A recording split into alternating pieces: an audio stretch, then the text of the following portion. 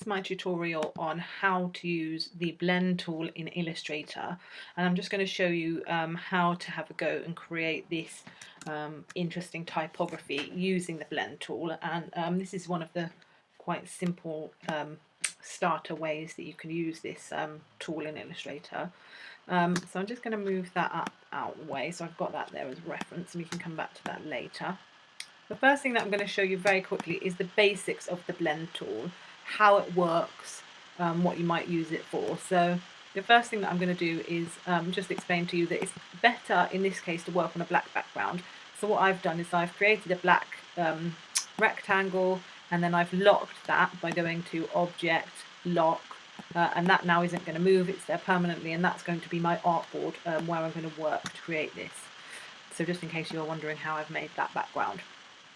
The first thing that I want you to do then is select your ellipse tool, and we're just going to make a circle. So if you actually hold down Alt to draw the circle from the middle, begin to draw and then hold down your Shift button, that will create a circle that is the right size. What we don't want to be doing is working in black, so I'm just going to choose a nice bright colour, which is going to be yellow for now.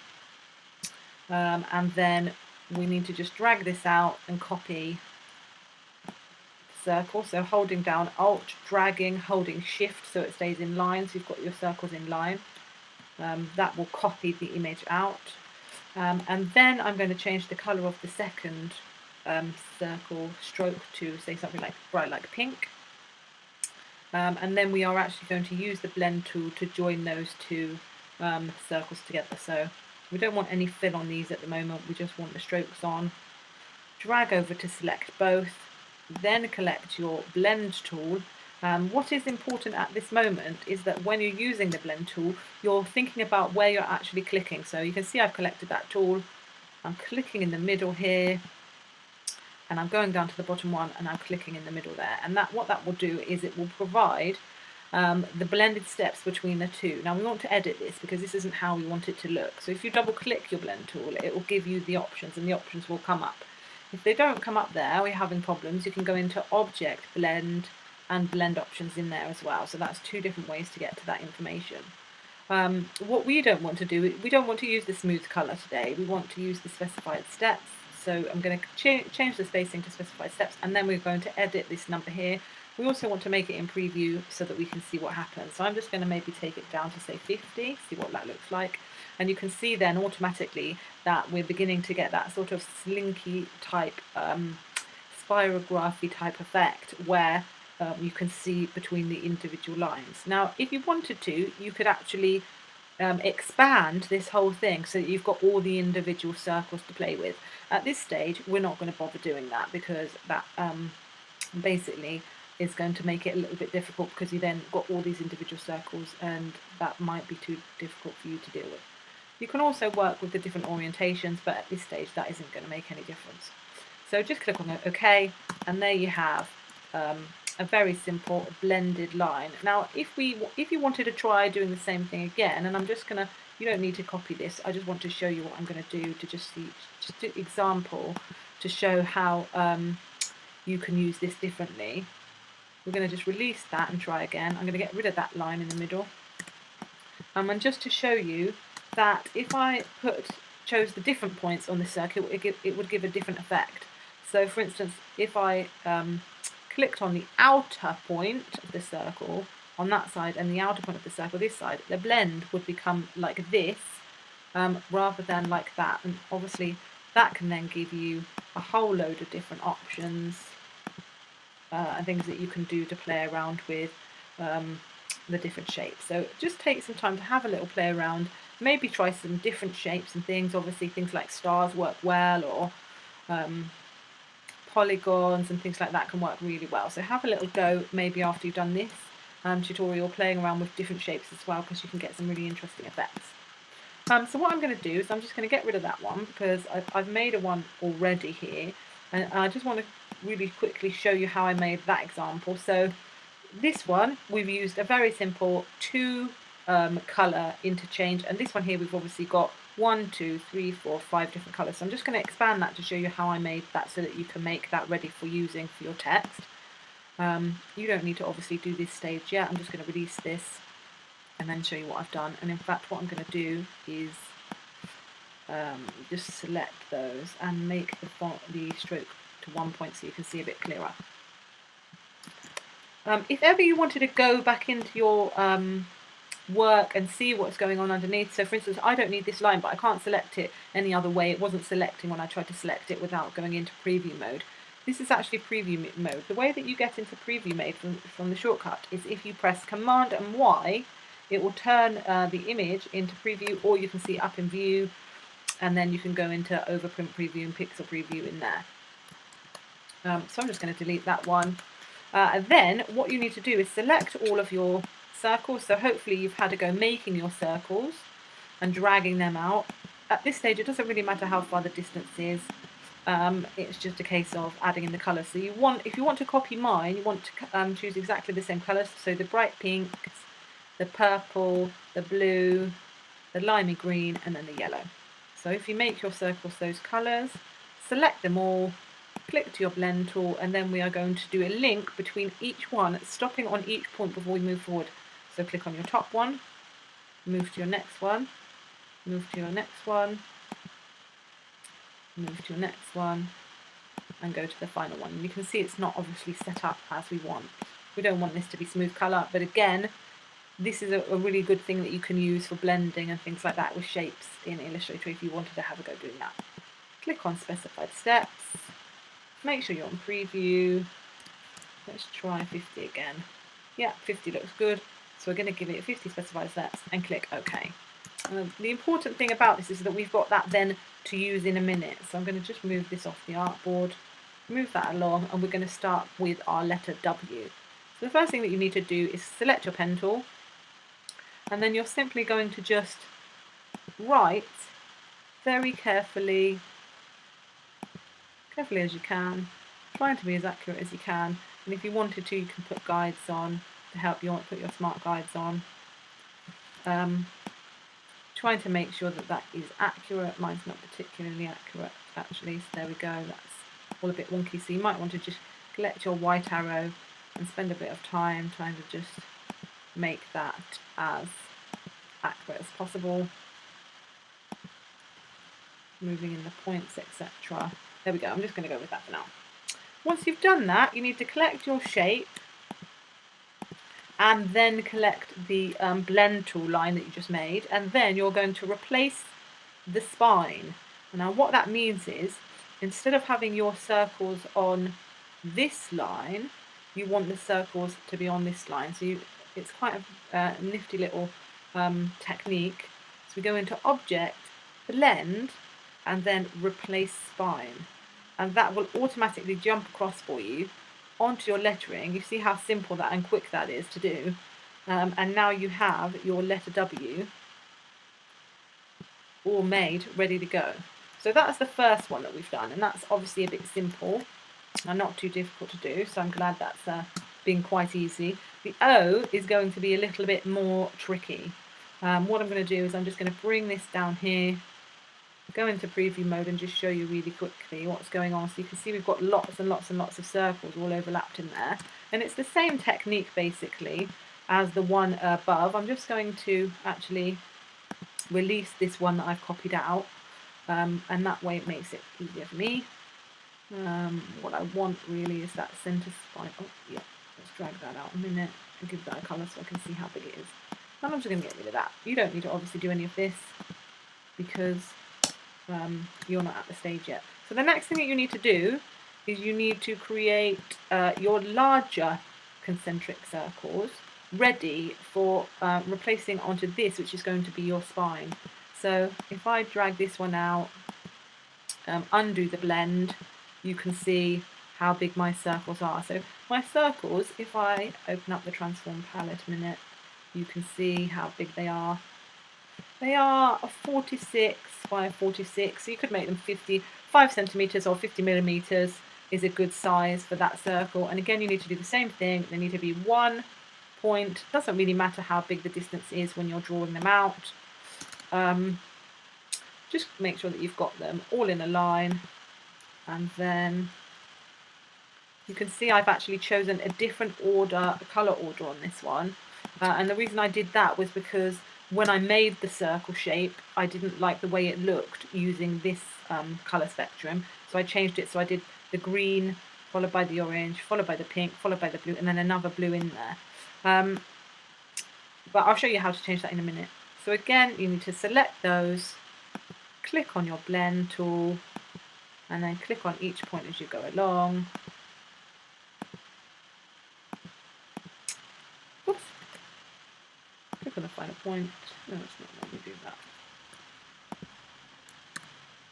Probably we don't need that last one anyway. Okay, so click on that, double click on your blend, options, make sure it's on specified steps. You shouldn't have to keep doing this on yours. I'm not sure why it keeps defaulting to that smooth colour one. That's just a quirk, I don't know what's happening. So yours should already be set to this. Set it onto something like 50, maybe 30 might be a bit better for this one. Click OK. So then we've got that created. We then need to make our little circle here. 26 by 26 we'll say is a good size. So if you want to create your circle shape,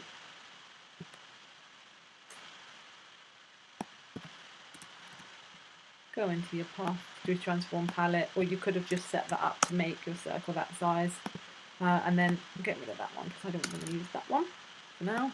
Then I'm going to replace the spine using this one onto here. So object, blend, replace spine.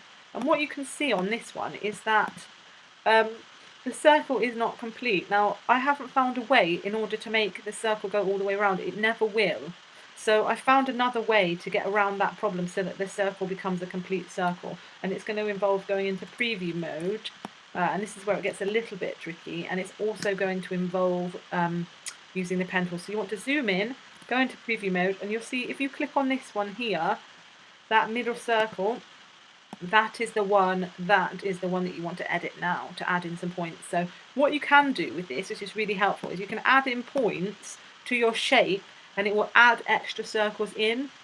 So if we add points here all the way along this side in even spacings, it will actually add new points in on our actual version. And if you're happy to go back, you can see as you go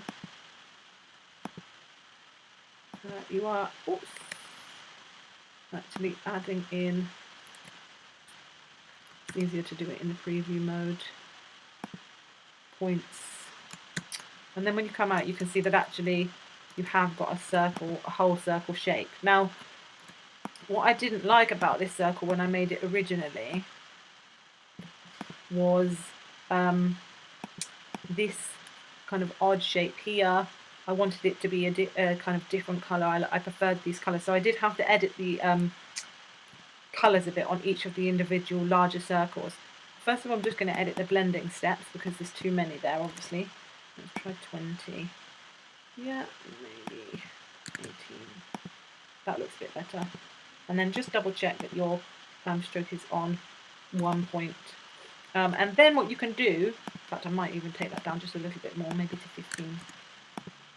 Okay, then what you can do is you can actually go back in with your white arrow, and if you've got your smart guides on, you can actually see where the edges are of the actual paths, and you can click on them and try changing the colours.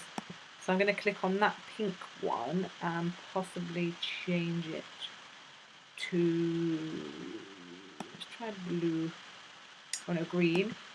I'm going to try and find this one on this side and change it blue, and then maybe try that one and change it pink. So you can edit this until you've got to the point where you're happy with your colours. I do think that it's nice to get in a bit of yellow in there. Again, if you're struggling between finding the different circles, you can go back into the preview and click. So just have a bit of a play around trying out some different colours. You see what happens if you put too much of the different colour in there, then you get a weird effect where, let me just show you that again. You get this weird effect where it doesn't quite look like it's a finished circle. You get some kind of odd distorted perspective effect. So I'm going to go with something a bit like that, because I think that way it looks more like a sort of generalised circle. And what I'm going to do, I might even take it down a notch. You see, even I have to come back in and edit things as we go. There we go. Okay, so I think I'm happy with that. Might even go back into that one and change that one a bit too. So it's all about sort of playing around and seeing how you do it. Now, the next thing is how to create the actual centre. So if you see on this one here, if I drag that over, I have got this interesting centre point going on, which sort of gives it a kind of more finished bit of a pow look. So what I've actually done here is another trick using the circle blend tool, and I'll drag those in so you can see. And I've basically just created another series of separate circles that I've added into the middle. So again, you want to select your circle tool. It's best probably to make your circle, you work within the actual area that you're doing it, so over your O. So if you want to just lock that, either by holding down Apple 2 or going to Object Lock, that will hold that in place, and then you can work as you want from there. So select your ellipse tool by clicking on L, or getting it from the toolbox, hold down Alt again, drag from the centre, mine wasn't quite in the centre but that doesn't matter, and then hold down Shift to get a lovely circle. I've made mine yellow because I think that works quite well. What I'm going to do is copy, which is Command C and Command F to paste on top.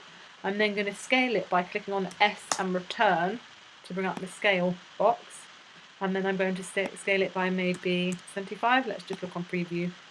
Maybe a little bit less, maybe try 60. Yeah, good. So we want to make this the same kind of size as that. Click on OK, and then select both of those. You want to make sure that your inner circle is blue if you're following the same colours as me, or you can try something else. Select the outside circle, and then we want to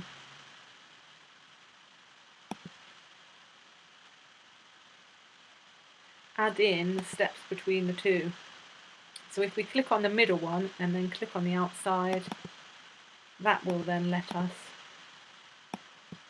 create the blend between the two. Again, I don't know why mine isn't going specifically to the specified steps, but that's fine. We can just edit that now. And then you don't want too many circles here because you want to get this interesting sort of effect. So I've done 15. You could try something less, like 10 steps. If you didn't want it too dark, but I think maybe 15 looks quite good because it gives you that nice pop of colour. So click on OK, and that's done. We're now going to repeat the same process, or you are. I'm not going to show you it again because it's what I've just created, only with a smaller circle here, this size. I'm going to fit that into the middle. Delete that. And then all that you need to do after that is just literally to copy across your W, so that you've got two versions of your W. I might actually just centre that up, it's not in the centre. And then there you go, you have your wow text created using techniques from the blend tool. Don't forget that you can actually go back in and edit the colours if you wanted to change the colour from this side so that it was opposites. Don't forget that you can come back to this, and if you wanted to add some more steps in to make it a bit darker, you can. I think I might do. And there you have your finished result, which I think is actually quite quirky and quite a lot of fun to make. Hope you've enjoyed it, and if you have, then you might share the link to my tutorial with other people. Thank you very much.